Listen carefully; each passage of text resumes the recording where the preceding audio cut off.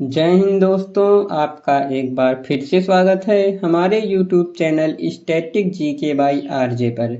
जैसा कि हमने पॉलिटी सीरीज शुरू किया था, उसका आज ये एपिसोड नंबर 9 होने वाला है। और आज हम बात करने वाले हैं प्रधानमंत्री और मंत्रिपरिषद के बारे में। आप किसी भी वनडे एग्जाम की तैयारी कर रहे हैं जहां पर पॉलिटी सब्जेक्ट पूछा जाता है, तो यह सीरीज आपके लिए काफ़ी ज़्यादा महत्वपूर्ण होने वाली है, क्योंकि हम इस सीरीज में बात करने वाले हैं अनुच्छेद 1 से लेकर अनुच्छेद 395 तक। और हम लगभग हर एक 8 या 9 एपिसोड के बाद क्वेश्चन के माध्यम से जो भी पढ़ा होता है उसका रिवीजन करते हैं, जो किसी न किसी एग्जाम में डायरेक्ट क्वेश्चन पूछे गए होते हैं। तो यह आप पूरी सीरीज देख लेते हो तो आपको किसी भी एग्जाम में जहां पर पॉलिटी सब्जेक्ट पूछा जा रहा है तो आपको दिक्कत नहीं होने वाली है। तो चलिए आज की क्लास हम लोग शुरू करते हैं। उससे पहले यदि आप हमारे YouTube channel static GK by RJ पर नए हैं तो हमारे चैनल को सब्सक्राइब कर लीजिए, बेल आइकन प्रेस कर लीजिए, जिससे कि पॉलिटी सीरीज के आगे आने वाले एपिसोड की जानकारी आप तक नोटिफिकेशन के रूप में पहुंच सके। और यदि आप इस वीडियो का PDF चाहते हैं तो आप हमारे Telegram channel static GK by RJ से जुड़ सकते हैं। अभी तक जितने भी पॉलिटी सीरीज के एपिसोड हुए हैं उन सब की PDF मैंने ऑलरेडी अपने टेलीग्राम चैनल पर अपलोड कर दिया है। तो चलिए आइए शुरू करते हैं आज की क्लास को। उससे पहले हम लोग हर बार की तरह अपनी पॉलिटी सीरीज का अनुच्छेद 1 से लेकर जितना अभी तक पढ़ा है उसका फटाफट रिवीजन कर लेते हैं। तो आइए शुरू करते हैं भाग 1, संघ और उसके राज्य क्षेत्र। यह हमारा अनुच्छेद 1 से 4 तक है। और हमारा अनुच्छेद 1 है इंडिया या भारत राज्यों का संघ है। अनुच्छेद 2 भारत के संघ में नए राज्यों का प्रवेश और स्थापना। अनुच्छेद 3 भारत की सीमा के अंतर्गत नए राज्यों का निर्माण और वर्तमान राज्यों के क्षेत्र सीमाओं या नामों में परिवर्तन। अनुच्छेद 4 अनुच्छेद 2 और 3 में किए गए संशोधन साधारण बहुमत के माध्यम से किए जाते हैं। इनके लिए अनुच्छेद 368 के तहत संविधान संशोधन की आवश्यकता नहीं होती है। अब हमारा भाग 2 शुरू होता है, नागरिकता। और यह हमारा अनुच्छेद 5 से लेकर 11 तक है। हमारा अनुच्छेद 5 है 26 जनवरी 1950 को भारत के नागरिक कौन थे। अनुच्छेद 6 है पाकिस्तान से भारत आने वाले लोगों के बारे में प्रावधान। अनुच्छेद 7 भारत से पाकिस्तान जाने वाले लोगों के बारे में प्रावधान। अनुच्छेद 8 भारत के बाहर रहने वाले भारतीय उद्भव के कुछ व्यक्तियों के नागरिकता के अधिकार।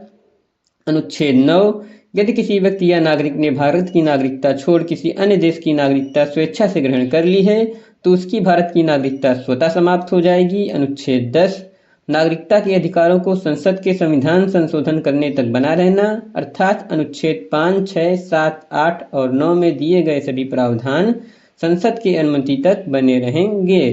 अनुच्छेद 11 नागरिकता के संबंध में विधि बनाने का अधिकार सिर्फ भारत के संसद को प्राप्त है, अतः राज्य सरकार या विधानमंडल नागरिकता के संबंध में विधि बनाने का अधिकार नहीं रखता है। अब हमारा भाग 3 शुरू होता है, मौलिक अधिकार, जो कि हमारा अनुच्छेद 12 से 35 तक है। अनुच्छेद 12 राज्य की परिभाषा। अनुच्छेद 13 इसके अंतर्गत राज्य किसी ऐसे कानून का निर्माण नहीं करेगा जो मौलिक अधिकारों के विरुद्ध हो। अनुच्छेद 14 इस अनुच्छेद में 2 प्रावधान है। पहला है विधि के समक्ष समानता, जो कि ब्रिटेन के संविधान से लिया गया है। दूसरा है विधियों का समान संरक्षण, और यह अमेरिका के संविधान से लिया गया है। अनुच्छेद 15 राज्य किसी नागरिक के साथ जाति, धर्म, लिंग, जन्म स्थान, मूल वंश के आधार पर कोई भेदभाव नहीं करेगा। अनुच्छेद 16 लोक नियोजन में समानता। अनुच्छेद 17 अस्पृश्यता का अंत। अनुच्छेद 18 उपाधियों का अंत। अनुच्छेद 19 स्वतंत्रता का अधिकार। अनुच्छेद 20 अपराधों के लिए दोष सिद्धि के संबंध में संरक्षण। अनुच्छेद 21 प्राण एवं दैहिक स्वतंत्रता। अनुच्छेद 21 का शिक्षा का अधिकार। अनुच्छेद 22 कुछ दशाओं में गिरफ्तारी और निरोध से संरक्षण। अनुच्छेद 23 मानव दुर्व्यापार और बलात् श्रम के विरुद्ध अधिकार। अनुच्छेद 24 कारखानों आदि में बालकों के नियोजन पर प्रतिबंध। अनुच्छेद 25 धर्म के अंतःकरण मानने, आचरण करने, प्रचार करने का अधिकार। अनुच्छेद 26 धार्मिक कार्यों के प्रबंधन का अधिकार। अनुच्छेद 27 धार्मिक कर टैक्स न देने की स्वतंत्रता, यानी धार्मिक कार्य का धन टैक्स फ्री होगा। अनुच्छेद 28 सरकारी खर्च से चलने वाले संस्थान में धार्मिक शिक्षा नहीं दी जाएगी। अनुच्छेद 29 अल्पसंख्यकों के हितों की रक्षा। अनुच्छेद 30 अल्पसंख्यक अपनी संस्थान खोल सकते हैं। अनुच्छेद 31 संपत्ति का अधिकार। अनुच्छेद 32 संवैधानिक उपचारों का अधिकार। अनुच्छेद 33 संसद को सैन्य बल, लोक व्यवस्था बनाने वाले, अधिसूचना, आईबी से जुड़े लोगों के मौलिक अधिकारों को प्रतिबंधित करने का अधिकार है। इसका कारण है अनुशासन बनाए रखना। अनुच्छेद 34 जिस जगह सैन्य कानून लागू होगा उस क्षेत्र के लोगों के मौलिक अधिकारों पर प्रतिबंध लगाया जा सकता है। अनुच्छेद 35 मौलिक अधिकारों में संशोधन करने की शक्ति सिर्फ भारत की संसद के पास है, राज्य विधानमंडल के पास नहीं है। अब हमारा भाग 4 शुरू होता है, राज्य के नीति निर्देशक तत्व, जो अनुच्छेद 36 से लेकर 51 तक है। इसको संक्षेप में डीपीएसपी के नाम से भी जाना जाता है। अनुच्छेद 36, इस अनुच्छेद में राज्य की परिभाषा दी गई है और यह परिभाषा अनुच्छेद 12 की तरह है। अनुच्छेद 37 नीति निर्देशक तत्व न्यायालय द्वारा प्रवर्तनीय है, अतः इनकी प्राप्ति के लिए न्यायालय जाने का अधिकार नहीं है।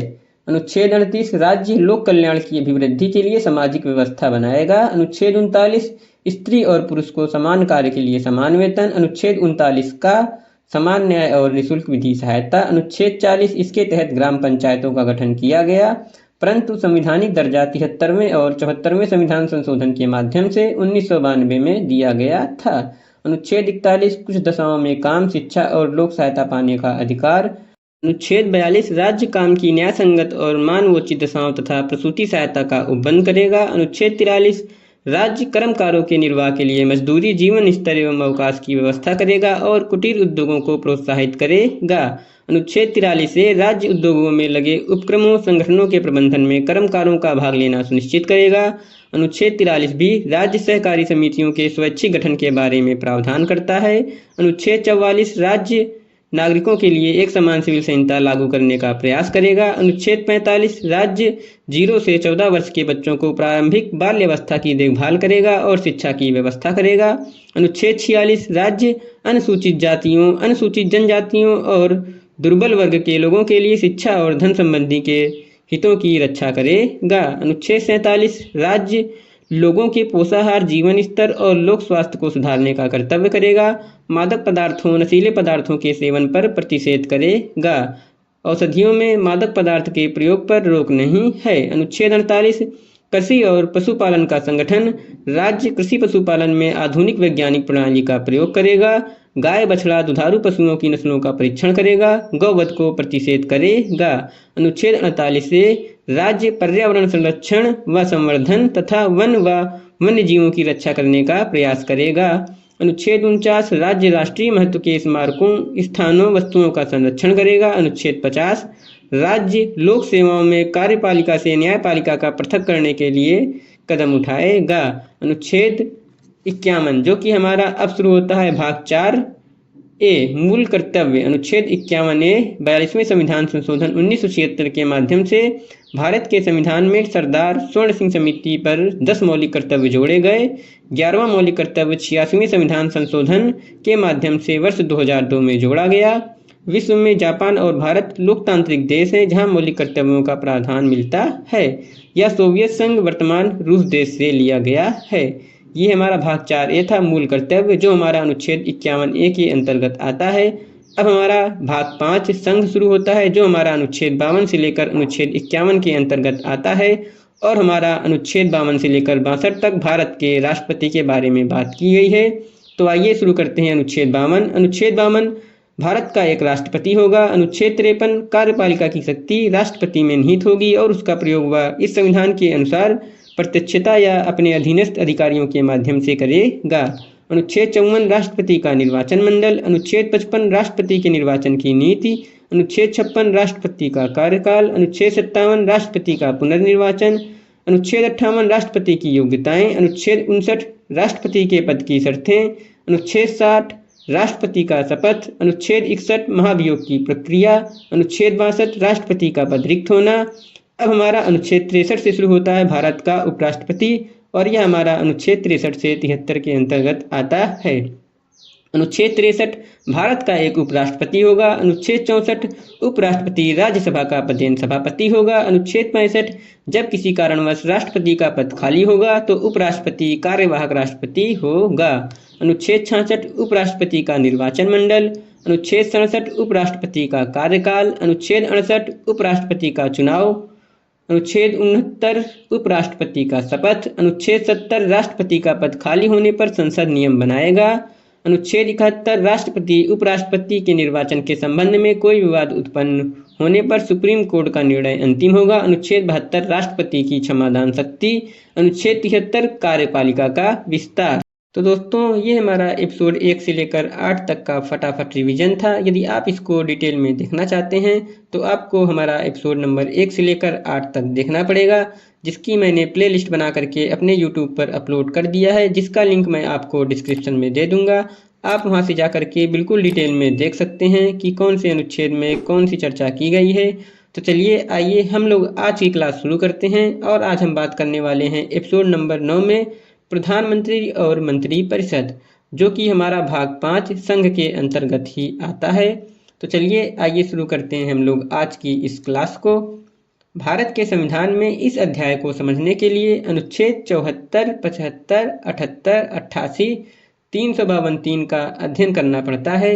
यानी कि दोस्तों यदि हम प्रधानमंत्री के बारे में बिल्कुल डिटेल में समझना चाहते हैं तो उसके लिए हमें आर्टिकल नंबर 74, 75, 78, 88 और 352 का अध्ययन करना पड़ता है। आइए हम लोग शुरू करते हैं अनुच्छेद नंबर 74 से। और हमारा अनुच्छेद नंबर 74 है, राष्ट्रपति की सलाह और सहायता के लिए एक मंत्री परिषद होगी जिसका अध्यक्ष प्रधानमंत्री होगा। यदि आप नोट्स बना रहे हैं तो जो मैं चीज़ें नोट करवा रहा हूँ पॉइंट के रूप में वो काफ़ी ज़्यादा इम्पॉर्टेंट होने वाली हैं। आप उनको अपने कॉपी में नोट डाउन कर सकते हैं, नहीं तो आपको हमारी PDF बिल्कुल टेलीग्राम में फ्री में उपलब्ध करा दी जाएगी, जिसका लिंक मैं डिस्क्रिप्शन में दे दूंगा। आप वहां से जा करके हमारे टेलीग्राम चैनल को ज्वाइन करके इस PDF को डाउनलोड कर सकते हैं। तो हमारा नोट के रूप में है, राष्ट्रपति मंत्रिपरिषद की सलाह के लिए कार्य करेगा। राष्ट्रपति मंत्रिपरिषद की सलाह एवं सहायता के अनुसार कार्य करने के लिए बाध्य हैं। अनुच्छेद 75। आइए अब हम बात करते हैं अनुच्छेद 75 के बारे में। इसमें राष्ट्रपति प्रधानमंत्री की नियुक्ति करता है और प्रधानमंत्री के सुझाव पर मंत्रिपरिषद की नियुक्ति करता है। भारत में संसदीय प्रणाली व्यवस्था है जिसमें लोकसभा में बहुमत दल को सरकार बनाने का मौका दिया जाता है। राष्ट्रपति बहुमत दल को सरकार बनाने का निमंत्रण देते हैं। ये हमारा अनुच्छेद नंबर 75 था।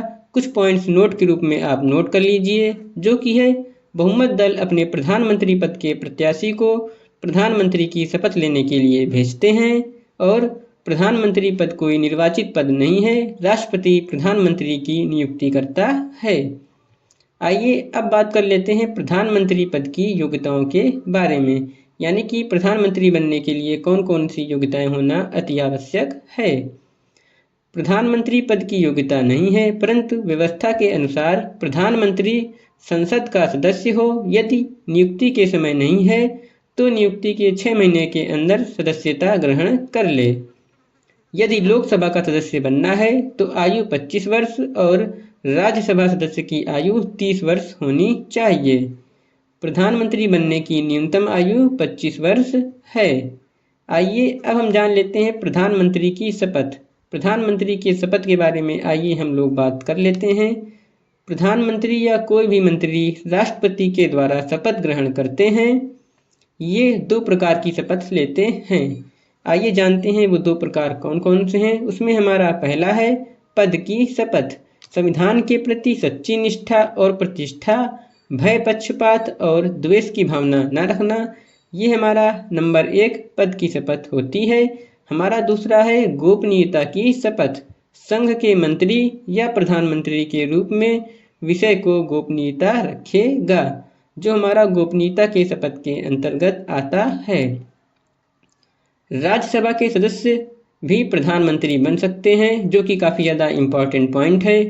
यानी कि राज्यसभा के सदस्य भी प्रधानमंत्री बन सकते हैं, जैसे कि हमारी इंदिरा गांधी 1966 में राज्यसभा से प्रधानमंत्री बनी थी। HD देवगौड़ा 1996, इंद्र कुमार गुजराल 1997 और डॉक्टर मनमोहन सिंह 2000 और 2009 में राज्यसभा से हमारे प्रधानमंत्री नियुक्त किए गए थे। आइए अब बात करते हैं अनुच्छेद 75 का सब 3 के बारे में। प्रधानमंत्री का कार्यकाल। हमारा यह अनुच्छेद प्रधानमंत्री के कार्यकाल के बारे में बात करता है, तो आइए डिस्कस कर लेते हैं। मंत्रिपरिषद का कोई निश्चित कार्यकाल नहीं होता है। मंत्रिपरिषद सामूहिक रूप से लोकसभा के प्रति जिम्मेदार होगी। एक मंत्री राष्ट्रपति के प्रति जिम्मेदार होता है। राष्ट्रपति उसे कभी भी पद से हटा सकते हैं प्रधानमंत्री की सलाह पर। आइए अब हम जान लेते हैं थोड़ा मंत्रिपरिषद के बारे में। मंत्रिपरिषद में 4 प्रकार के मंत्री होते हैं। आइए हम लोग एक एक करके डिटेल में चर्चा करते हैं इन मंत्रियों के बारे में। पहला है हमारा कैबिनेट मंत्री, दूसरा है हमारा राज्य मंत्री, तीसरा है राज्य मंत्री स्वतंत्र प्रभार और वहीं चौथा है उप मंत्री। तो आइए इनके बारे में थोड़ा डिटेल में जान लेते हैं। पहले हम लोग जानते हैं कैबिनेट मंत्री के बारे में। ये किसी विभाग के अध्यक्ष होते हैं। इनके समूह को मंत्रिमंडल भी कहा जाता है, जैसे कि गृह मंत्री, शिक्षा मंत्री, विदेश मंत्री। ये मंत्री हमारे कैबिनेट मंत्री कहलाते हैं। आइए अब जानते हैं राज्य मंत्री के बारे में। ये किसी विभाग के अध्यक्ष नहीं होते हैं, कैबिनेट मंत्रियों की सहायता के लिए होते हैं। यानी कि हमारे राज्य मंत्री, गृह मंत्री, शिक्षा मंत्री, विदेश मंत्री आदि की सहायता के लिए राज्य मंत्री बनते हैं। आइए अब बात कर लेते हैं राज्य मंत्री स्वतंत्र प्रभार के बारे में। ये अपने विभाग के अध्यक्ष होते हैं। इनका दर्जा राज्य मंत्रियों का होता है। ये हमारा राज्य मंत्री स्वतंत्र प्रभार के बारे में था। आइए अब बात कर लेते हैं हम लोग नंबर 4 उप मंत्री के बारे में। ये सबसे नीचे के मंत्री होते हैं जो सभी मंत्रियों की सहायता करते हैं और मोदी सरकार में इनका प्रावधान नहीं है। तो ये हमारे मंत्रिपरिषद के 4 प्रकार के मंत्री थे जो मैंने आपके साथ बिल्कुल डिटेल में डिस्कस कर लिए हैं। आप एक पॉइंट नोट के रूप में लिख लीजिए, मंत्रिमंडल और मंत्रिपरिषद की बैठक अलग अलग होती है। आइए अब हम बात करते हैं अनुच्छेद 77 के बारे में। मंत्रियों के मध्य विभागों का बंटवारा प्रधानमंत्री करते हैं, लेकिन विभागों के बंटवारे के संबंध में नियम बनाने की शक्ति राष्ट्रपति में निहित है। मंत्रिमंडल शब्द का प्रयोग मूल संविधान में नहीं था। 44वें संविधान संशोधन 1944 के माध्यम से अनुच्छेद 352(3) में इसका प्रयोग किया गया है। अब हमारा अनुच्छेद नंबर 88 है, अधिकार। अगर कोई मंत्री राज्यसभा का सदस्य है तो लोकसभा की बैठक में भाग ले सकता है, भाषण दे सकता है, समिति का सदस्य हो सकता है, परंतु वोट नहीं दे सकता है। ये हमारा अनुच्छेद 88 अधिकार के बारे में बताता है। अब हमारा अनुच्छेद नंबर 78 है जो है प्रधानमंत्री का कर्तव्य। तो आइए जानते हैं प्रधानमंत्री के कर्तव्य के बारे में। संघ की कार्यपालिका के सभी कार्यों की सूचना राष्ट्रपति को देना, संघ की विधायिका के सभी विधियों की जानकारी राष्ट्रपति को देना, राष्ट्रपति किसी विषय को मंत्रिपरिषद के विचार हेतु रखवा सकता है। ये हमारा प्रधानमंत्री के कुछ कर्तव्य थे जो मैंने डिटेल में डिस्कस कर लिए हैं। आइए अब जानते हैं प्रधानमंत्री की शक्ति के बारे में। पहला है प्रधानमंत्री मंत्रिपरिषद का सदस्य होता है। प्रधानमंत्री सदन का नेता होता है जिसका वो सदस्य हो। नंबर 3 है मंत्रियों की नियुक्ति प्रधानमंत्री करवाता है। नंबर 4 है प्रधानमंत्री नीति आयोग आदि के अध्यक्ष होते हैं। आइए अब जान लेते हैं संसदीय सचिव के बारे में। ये प्रधानमंत्री के द्वारा नियुक्त किए जाते हैं। प्रधानमंत्री को त्यागपत्र देते हैं, प्रधानमंत्री के इच्छानुसार कार्य करते हैं। ये संसद के सदस्य होते हैं। इनको राज्य मंत्री का दर्जा प्राप्त होता है परंतु मंत्रिपरिषद के सदस्य नहीं होते हैं। तो ये हमारे संसदीय सचिव के बारे में थोड़ा डिटेल में हमने जाना है। यह वीडियो यहीं पर समाप्त होता है। यदि आपको हमारा यह वीडियो अच्छा लगा हो, आज हमने चर्चा की है भारत के प्रधानमंत्री के बारे में, जो कि बिल्कुल डिटेल में हमने आपसे एक एक अनुच्छेद के बारे में चर्चा की है। अब हम अगला टॉपिक शुरू करेंगे अपना महान्यायवादी का, जो हमारा अनुच्छेद 76 के अंतर्गत आता है। तो आज की क्लास को यहीं पर समाप्त करते हैं। यदि आप इस वीडियो का PDF चाहते हैं तो आप हमारे Telegram channel static GK by RJ से जुड़ सकते हैं, जिसका लिंक मैं डिस्क्रिप्शन में दे दूंगा। आप वहां से जाकर के इस PDF को डाउनलोड कर सकते हैं। इसके अलावा आप किसी भी एपिसोड की PDF चाहते हैं तो हमारे टेलीग्राम पर पहले से ही अपलोड कर दी गई है। आप वहां से जाकर के सारे एपिसोड का PDF टेलीग्राम चैनल से ज्वाइन कर सकते हैं। तो चलिए वीडियो को यहीं पर समाप्त करते हैं, मिलते हैं नेक्स्ट वीडियो में। तब तक के लिए दोस्तों थैंक यू, जय हिंद।